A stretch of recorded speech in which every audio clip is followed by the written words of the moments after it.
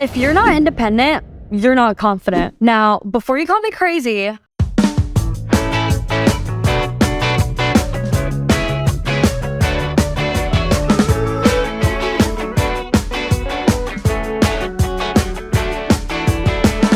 I know that is a bold statement, but I'm going to tell you guys why I believe independence equals confidence. Meaning independence is literally key.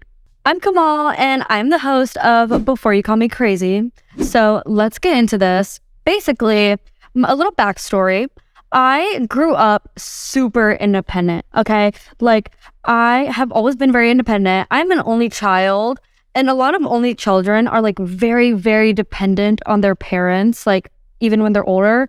And my parents are definitely my best friends. Like 1,000,000%. Being an only child has made me and my parents best friends, like real friends. Like I will call them telling them drama. I literally don't get excited about something until I like tell them. Do you know what I mean? Where I'm like, oh, something good happens. I just want to call them and tell them. Like my parents are my best friends, okay? But I do believe that even with that, I am extremely independent in all aspects. Like when it comes to my career, when it comes to my friendships, when it comes to my issues, like, you know what I mean? And the reason I am is because my mom has told me this my whole life, but basically my mom grew up in a household where she was very dependent.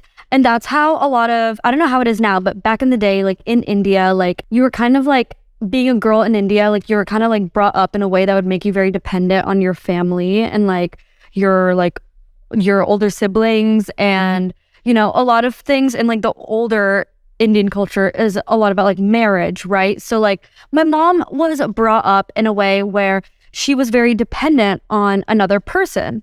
And then she, like even in college, sorry mom, I'm telling them the tea. But like even in college, my mom like lived at home and like literally like shared a room with her mom. Not because they didn't have enough rooms, but because she was very dependent on her mom. And like that is just how society's culture is there. And when my mom moved to America, she realized how dependent she was, you know, on other things. And she swore that if she ever had a daughter, she would make her daughter the most independent person ever, because that is what my mom never got to be, like growing up, like when she was younger. Like now, obviously, she's really independent and like iconic, but like she never got to be independent growing up, which I feel like is such a fun thing to be. And we'll get into that, whatever.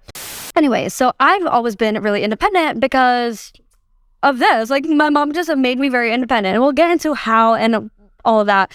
But why do I believe independence is confidence? Now, my definition of independence is being happy and content if you had to live on an island alone for a month just doing work, okay?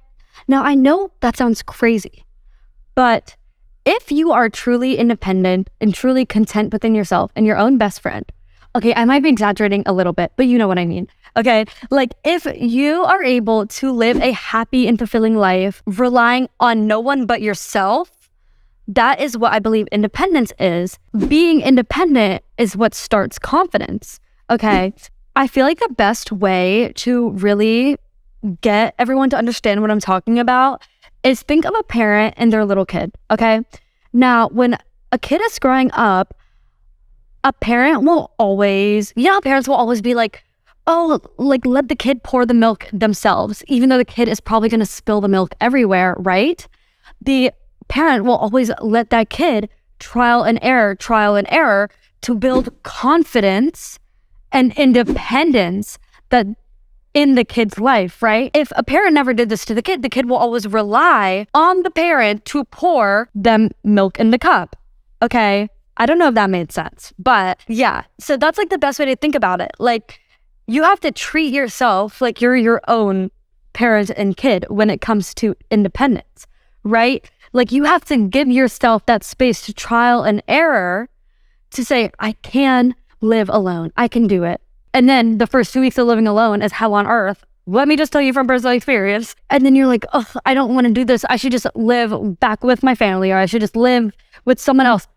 No, you have to let yourself have that time to fail and start again and fail and start again. And let yourself and your mind go through those emotions in order to create independence. And then guess what?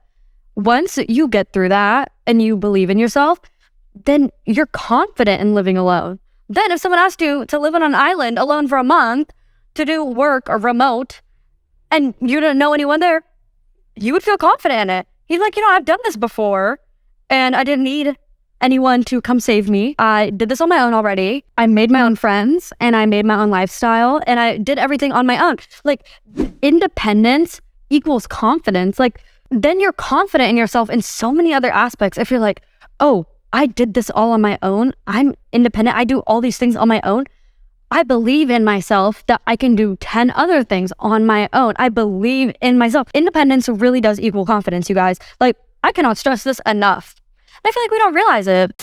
Another thing is that I think another thing that like hinders this entire thing I'm talking about is talking down on yourself. Let's go back to the parent and kid analogy, okay? When a kid fails at something, right? Like, let's say tying your shoe, okay? You can't rely on your parents to tie your shoe your whole life, right? Like, they did it until you're like, what, 3, 4? I don't know how little kids work. Like, I don't know what age things start working in their brain, but like, you're like, the first few times you're gonna tie your own shoe, you're gonna fail at it. You're gonna like make it into a knot or you're gonna do something like that, right? Your parents aren't like, oh, you stupid kid. Like, your parents are not gonna be like, oh, you're so stupid. I'm taking away shoes from you forever. Just give it up. Always wear strap-on sneakers. Like, do you know what I mean? Like, that's not what a parent does.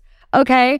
And you have to treat yourself with that same thing. You cannot talk down on yourself while you're trying to be independent and while you're trying to learn something new.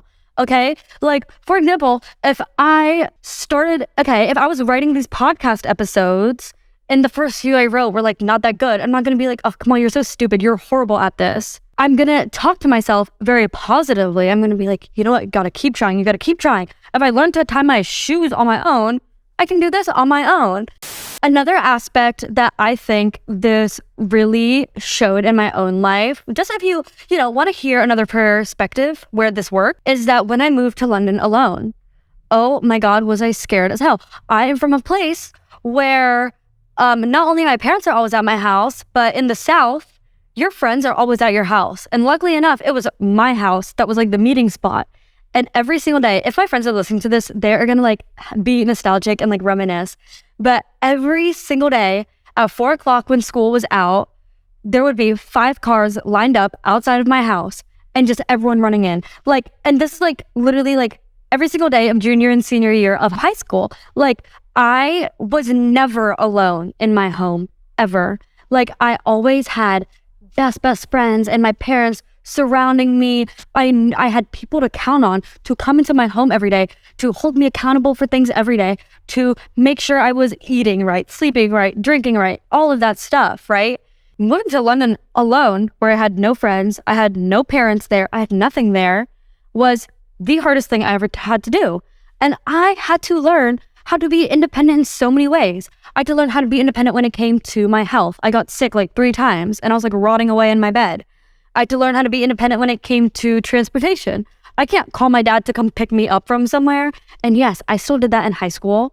You know what? Whatever. Leave me alone. Sometimes you just need your mommy and your dad, okay?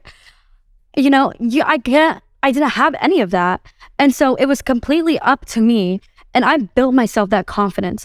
Now, in the beginning when I moved to London, I was so scared to even go on the tube alone. So scared. On the first day of school, you guys, I mean, you have to give me grace. That was a big step, okay? Moving to a new country completely alone, that was a big step. I literally had my dad go on the tube with me on the first day of school. The tube was like the public transport in London.